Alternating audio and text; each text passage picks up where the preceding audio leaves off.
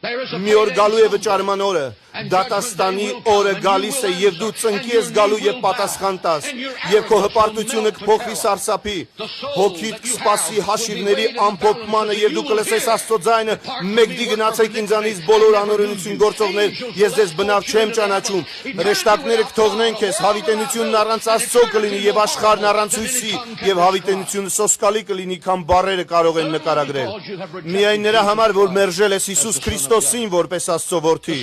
Աստվածաշունչն ասում է, որ Աստված օր է նշանակել աշխարհը դատելու համար։ Ոչ ոք չի կարող խուսափել, ոչ մի ազգ, ոչ մի նախագահ, ոչ մի թագավոր կամ թագուհի, ոչ մի նախարար կամ վարչապետ չի կարող փախչել դատաստանից։